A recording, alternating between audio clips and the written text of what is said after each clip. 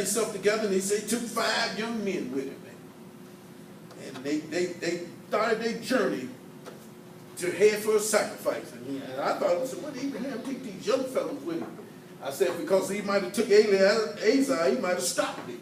Yeah. You done lost your mind. What's wrong with you?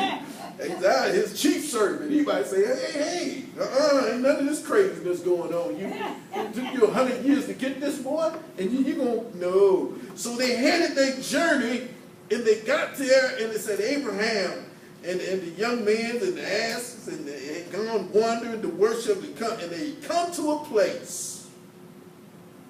And the place in the land it was in is called Moriah. Yeah. They got to Moriah. Now we're going to find out about Moriah later, but this is the place where they built the Jewish temple. Yeah. It's something about that place. So Abraham and Isaac started walking, and they get to him, and Isaac spake unto Abraham his father, said, my father. And he said, here am I, my son. And he said, behold, the fire and the wood. Yeah. But where is the lamb for the burnt offering? All right now. Now, I looked in there, and anthropologist.org said that Isaac was 37 years old. Yeah. Now y'all trying to see what I'm saying here. Said Isaac was 37 years old. And Abraham said, my son, God will provide himself a lamb for a burnt offering. So they went both of them together.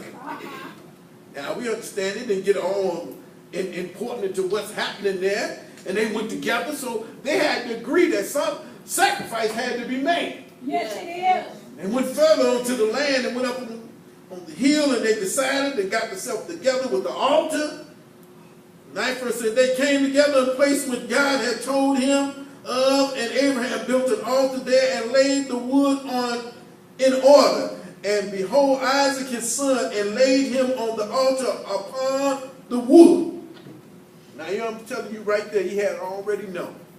And we had to know that Abraham was being tested by faith. Yes.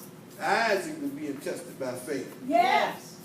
It's the same God that provided and said, this is my heir. Now if we read back into chapter 21, he told him to go ahead and told him to get rid of Hagar and Ishmael. Get them on out of here. That slave. Yes. In Geneva Bible it said, take that slave woman and the slave son out of my presence. Yes. Now ain't that something? Yes. Now ain't that what Sarah said? Take the slave woman and the slave son out of my presence. Yes. Yes. And then boy grieved Abraham. See, because it's still his seed. Yes. God told him, said, don't be grievous. Do exactly what Sarah said. Yes. Because Isaac is where you're going to be blessed. Yes. He's going to be the inheritance. He's going to have it. So now God told him to take his inheritance. Ain't that something? How many folk want to sell out now? All right now. Children want to sell out. They want to fight over inheritance. God told him to take his inheritance, Isaac. All right. He's going to give everything to and lay him on the wood. Yes. And sacrifice unto me. And he got there, and he got to the place, and the two went together. And you got to understand that they had to be an agreement between father and son. Oh, yes. Yes. This is what the Lord needs. All right. So Abraham had to believe that either if he struck the boy at 37 years old, all right, that God was going to raise him up. Yes. Now, see, now that's a whole lot of faith. And that's the same thing with us today as being father. We got to understand, if we have to strike him with a blow, let him go and sacrifice him to the world, that sooner or later he'll have enough common sense to understand that God will raise him up. That's what we have to do. Sometimes somebody say we have to let him go. Yes, sir. To get him back. And sometimes these things that are happening, but Isaac laid on the wood, and Abraham stretched forth his hand and took the knife to slay his son. Yes, his heir, the one that God had promised. And the angel of the Lord called on him out of heaven and said, Abraham, Abraham.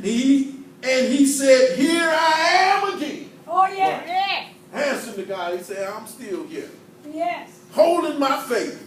Yes.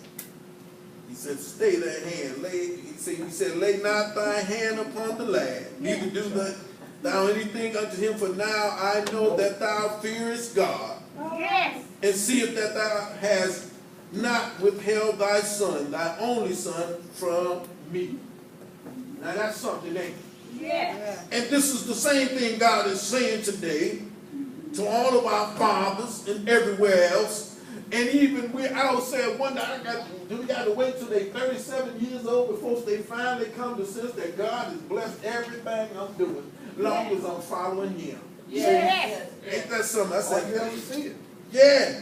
And I said, well, that must be the age. 'Cause I figured out that God had blessed his father, and it didn't matter if he had to be sacrificed, that this is the land I've been in. I've been blessed since I've been born. My father's sheep and his cattle and his oxen and his maidservants and all the substance he had. It's mine, and the only reason we have it is because of God. Yes, yes, yes. And so that's the inheritance he was getting. So he said, the Lord will provide. Yes.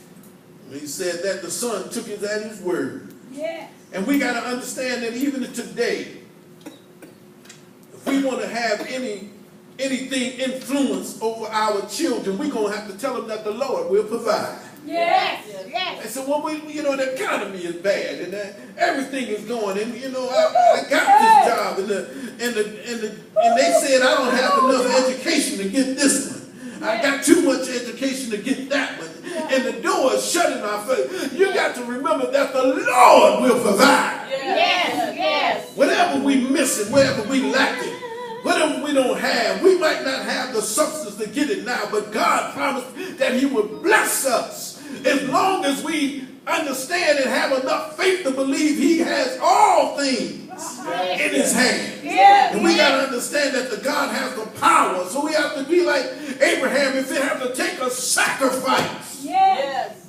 to get us to believe in God. He said all things, he said the Lord will provide. Yes. Yes. So He will provide our needs. Yes. He going to take care of us this far. Yes. I feel like Samuel when he said, hitherto have the Lord helped us. Yes. Let's put a rock up. Let's make a memorial. I don't care what you have to look back on. Look back over your life. And he said, somebody said, now the songwriter said, and I think things over.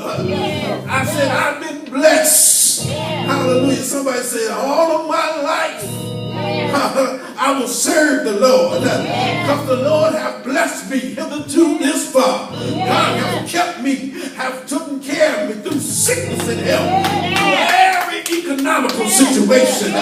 We live through Jimmy-onomics. Hallelujah. The Bush-onomics. Reaganomics. Come on, somebody. You can say Obama and Clinton.